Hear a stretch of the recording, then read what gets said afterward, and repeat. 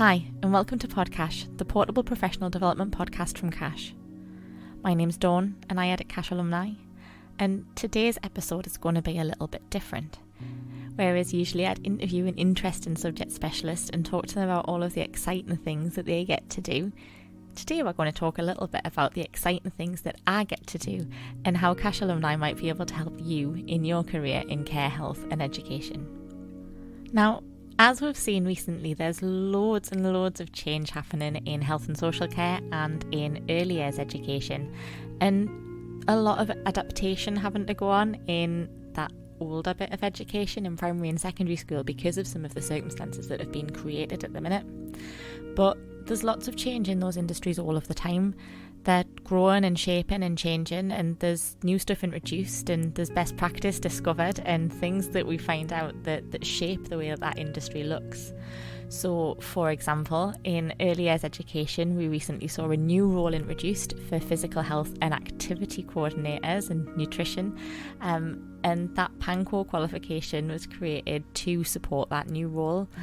We also see an emerging interest and development in neuroscience in early years education, and it's possible that there'll be roles created within settings to support that difference in children's learning. We've also seen huge changes in how recruitment happens within those industries, and within the care, health and education sector we see a lot more values-based recruitment than we've seen before.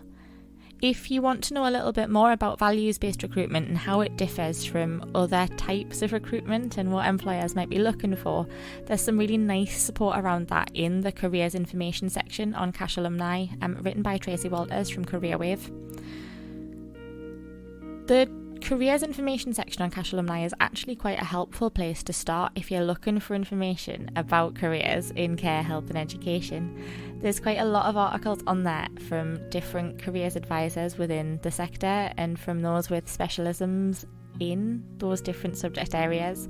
There are also some quite nice careers interviews with people who work in the sector and who are doing job roles that you might not have considered when having your cursory glance at what's available.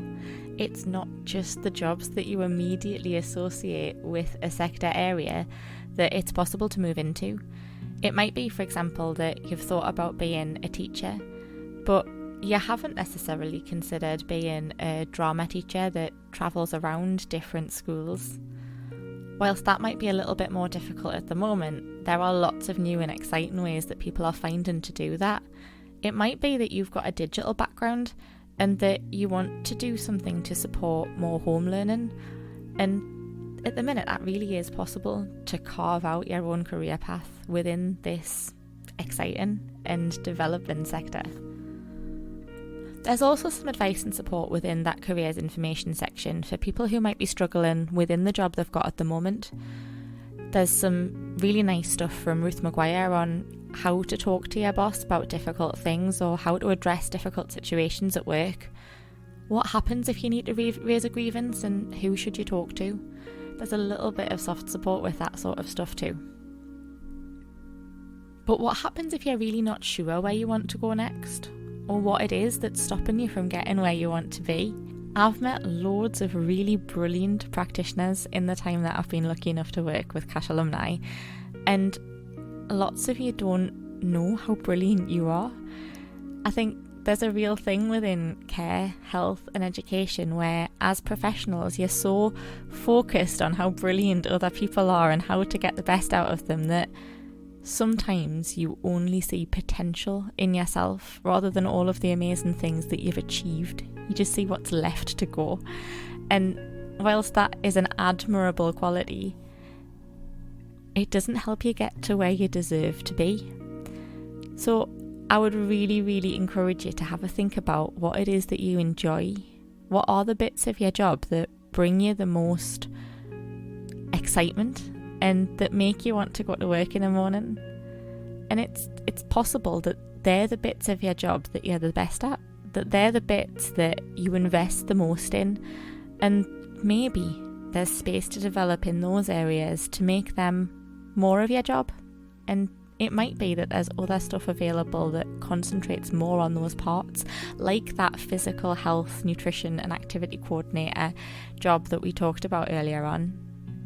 But how do you find out about jobs that you don't know that exist? I certainly didn't meet many careers advisors in my time as a careers advisor who always thought that that's what they'd do for a career. In fact, I bet there's lots of us who never expected to be where we are now when we planned what we were going to do for a living. It's almost impossible to be able to train for your dream job if you don't know what your dream job is. But at the same time, your dream job might not exist yet.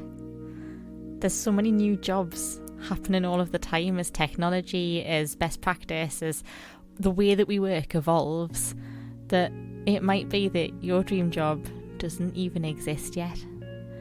So there are some things that we can do to make it easier to train in the right direction. And one of those is really, really simple, and that's just to identify what it is that we enjoy about the job that we do at the minute, and the bits of that job that we enjoy are the bits that we might want to develop further in. It might be that it's difficult to identify the bits of the job that we do at the minute that we enjoy. Sometimes we can get really stuck in the weeds and things can become difficult, and it can take away some of the excitement that we used to feel for things that we loved. So there are some additional tools that we can use to help us to identify not only the bits that we enjoy, but also the bits that we're good at, and to identify the tangible skills that we have from the experience that we might take for granted. One of those tools is the National Careers Service's Careers Finder tool, which can suggest careers areas that you might be interested in and point you a little bit in the right direction of how to get started. We've got something that goes a step further, and Skills Miner was added to Cash Alumni earlier this year. And Skills Miner is a platform which uses a chatbot to chat through to you, a little bit like an employability advisor, which is a job I've done in the past, about the things that you've done and about the job roles that you've had, about the experience that you've gained, and just generally about the things that you like, to be able to point you towards not only long-term careers and career areas, but also real live job vacancies from the internet and real qualifications to help you to get to where you want to be. And also I help you identify where those stepping stones are from where you are now to there. Because where a qualification might be the thing that you need to or want to do to get to that next level of your career, it might be that you're looking for a job in the meantime that is more aligned with who you are and what it is that you want to achieve. It's really easy to get started with Skills Miner if you want to, and the initial chatbot experience takes anywhere from 5 to 10 minutes, and it's really, really non-confrontational and not scary at all. In fact, it's really fun to play with, and the chatbot does seem very, very human.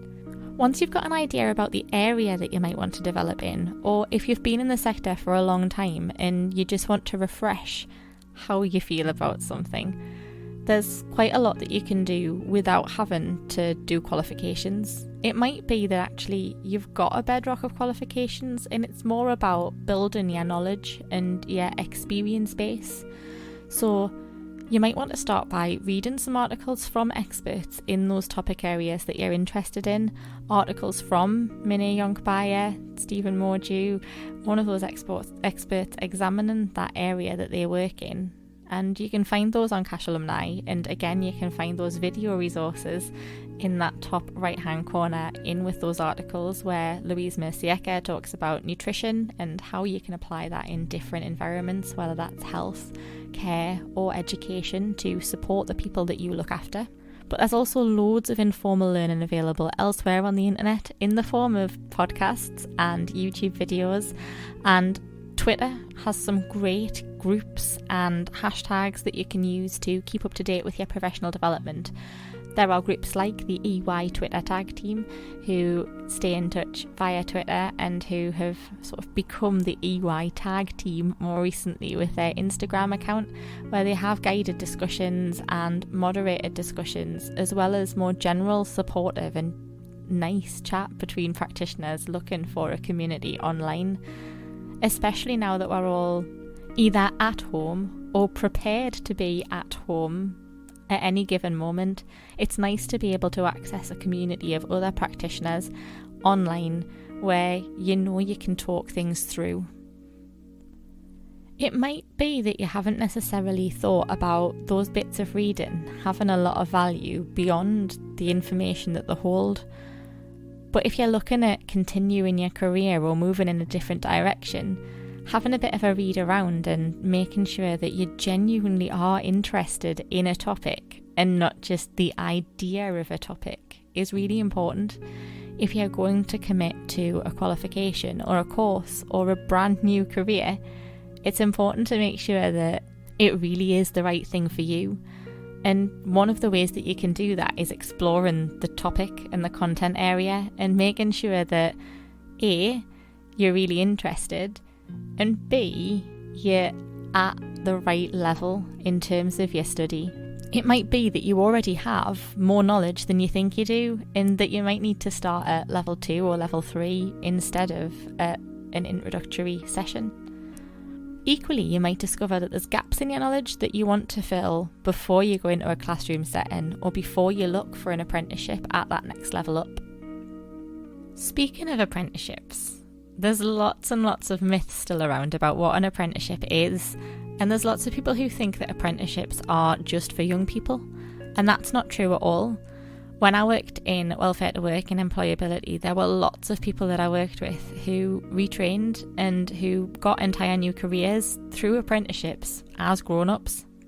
As well as being a way to get a new career and study in something absolutely brand new, an apprenticeship can be a good way to level up and to start working at a new position in the same career that you're working in now. It might be that you can do a level 4, a level 5, a level 6 or a level 7 qualification through an apprenticeship within your sector area and continue to get paid and to work the same way, but also put that legwork in and get that extra qualification to either recognise the job that you do now and the work that you do now and make you better at it, or to help you to get on that next step or in that next future goal. You can find some information about apprenticeships and how to find one in that careers information section, or just do searching on the Cash Alumni website. And the National Apprenticeship Service is a great place to look for independent support. If you do want to do some learning and you're not ready to commit to a full qualification yet, it is possible to find more bite-sized or smaller pieces of learning in the form of courses or e-learning, and they're not always necessarily accredited. There's loads and loads of really confusing terminology around courses and qualifications, and it's important to remember that whilst a qualification will usually be the result of a course won't always result in a qualification, and even having a certificate doesn't necessarily mean that it's going to be recognised by all employers. And there's some legwork to do, there's a little bit of running around that is important to do when you're trying to decide where to spend your money, and sometimes more importantly where to spend your time in terms of your study. The key difference between a course and a qualification, or a regulated and a non-regulated qualification, is that a regulated qualification will appear on the Ofqual framework. It will appear on that register of regulated qualifications on the Ofqual website. And that register of regulated qualifications is like a bookcase, and Ofqual is the regulator of English qualifications on that bookcase. If it's not on that bookcase, it's not a recognised regulated qualification. And that can be important. It's not always important, but it might be if your qualification is licensed to practice. So for example, if your qualification is one that is a gatekeeper to a particular career, or if you need to count within the ratios of staff to children or staff to people that you're supporting, it might be important because you need a certain level of qualification to do different jobs. For example, some jobs require a degree before they'll allow you in. So if you believe that you're going to be studying a qualification, it's useful to look it up on that Ofqual register and to make sure that it appears on the Register of Regulated Qualifications, so that employers can also check the qualification that you've got and how that translates in terms of other qualifications and where it sits on that bookcase. If you don't need a qualification and you're just looking for more knowledge or more skills in a certain area, it might be that you're looking to better your practice, or you're looking to develop in an area where there isn't a qualification yet. Then it may be that actually you do need a continuing professional development course or a continuing professional development qualification that is non-regulated. That might be something that is delivered through your employer, and you might receive a certificate to show that you've done it. You might receive a CPD accredited certificate, or a certificate that has points attached in terms of the number of hours of learning that you've done that's been benchmarked by an awarding organisation or by an official body. And they've got real tangible worth and are often something that it's really worth showing an employer or a learning institution as part of your application. But they're also great for just your own development and for understanding more about something that you're interested in and something that can support those that you work with. Just because something isn't a regulated qualification doesn't mean that it holds no value. It holds immense value and can be really, really good at helping you to get where you want to be. But it is important to know that it's not necessarily checkable. And you might want to do a little bit more work recording the sorts of things that you learn during that course and recording the outcomes of that learning so that you can discuss it and what you learned with an employer or with other professionals and really share that practice and that knowledge and demonstrate your understanding of that topic.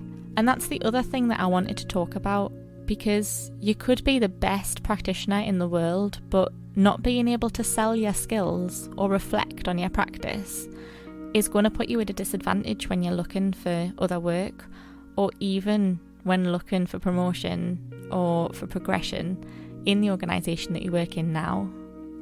You've got to be able to reflect on what you do to get better at it. So if you can't talk about all of the skills and the experience that you've got, or discuss what went wrong and be able to solutionise and look for ways that it might be better in the future, then you're not necessarily going to be in the best place to move on or to learn more. Being able to reflect on what we can do is a great way to figure out what we can't do, but it's also a really good way to identify which skills we have that we can spread to colleagues and support other people with. And sometimes it's just nice to have a little bit of a reflect, to give her a boost and to make her realise that the stuff that we do every day that we might take for granted because we're so good at it is actually beneficial and useful to other people, and it doesn't come that naturally to everybody. Obviously, being able to talk about and to sell your skills is also really important in an interview, and there is some support with that on Cash Alumni. But it's also a nice thing for you just to reflect on when you get a chance. It might be a good idea to keep a journal. Write down 3 good things every day that have happened, 3 things that you've had the opportunity to change and to influence. What have you managed to do today that brought a smile to your face or brought you joy? Or maybe things that brought joy to other people. Being able to reflect on that journal at times where you are comparing yourself to a person's specification or looking at things you might want to improve might be a really good tool. Being able to look at that list of reasons that you're great or things that you've been able to tick off your list might be able to help you to reflect on the stuff that you want to do more of and the stuff that you can change for the better. Another good tool is writing down the CPD that you've done. How many articles have you read that you've reflected on and that you've done exercises regarding but that are now just floating in the ether? You can write those things down either in a booklet or a journal and pick somewhere pretty to keep that little list of stuff that you've done to develop, or you can write it down in an official CPD log. There's one on Cash Alumni in your own My Account section where you can keep track of different qualifications and courses that you do, whether that's regulated, non-regulated or completely informal like the learning on Cash Alumni. And it's there with you all of the time. You can look at it when you're feeling a bit useless, because sometimes we all feel a bit useless. You can look at it when you want to show someone what you've been doing to develop and the different learning that you've done. It might be that you're being inspected, and actually you can bring that CPD log up on your phone and you can say, look, I've done all these things, and show that inspector in your setting that you really are engaged and switched on and looking at being the best you can be for the people that you support. It might be that it's there to remind you of all of the things you've done to develop when you're filling in an application form or putting together your CV. There's loads of reasons to write things down and to keep track, but sometimes it can be difficult to stay on top of it. We can help you with that as well, and we will start sending reminders to keep track of your CPD in those monthly newsletters that come out as long as you're signed up to them in that back end of Cash Alumni Illuminate. There's loads of stuff in the works to bring new features to Cash Alumni and to give you more things to help and to support, but we love hearing from you as well. So if there's anything that you can think of, please feel free to send us an email at alumni@cash.org.uk, and we'll always be happy to hear from you. I could keep talking forever about careers and progression and all of the different things that we can do to give ourselves a leg up, but really it's all about you and how you want to take those next steps. Is your next step a couple of hours on Twitter and LinkedIn and Facebook, talking to other practitioners in groups like the Nanny Collaborative or as part of hashtags like the EY Tag Team? Or is it an e-learning course or something a bit meatier? Is it joining a professional association or an online community like Cash Alumni? Is it doing a qualification? Do you need a diagnostic like Skills Miner to help you figure out what else might be out there for you? Only you know what the next right step is. And that's okay. There's something there for everyone. Thanks for listening to this different episode of Podcash. It's been really strange to talk for 25 minutes without a guest, but it's also been nice to cover all of the things that we might be able to do to offer you a little bit of support or to help you to explore the sector a little bit further and see where else you can offer some support. You can find us online at www.cashalumni.org.uk. That's CACHE alumni.org.uk. And you'll find all of the articles, career information, e-learning, podcasts and video resources at that address, as well as access to Skills Miner and Cash Alumni's discounts and benefits scheme Cashback. I really look forward to welcoming you there, and if you've got any questions, concerns, or you want to suggest things that we might want to cover in future, you can get in touch with us at alumni@cash.org.uk. Until next time, take care.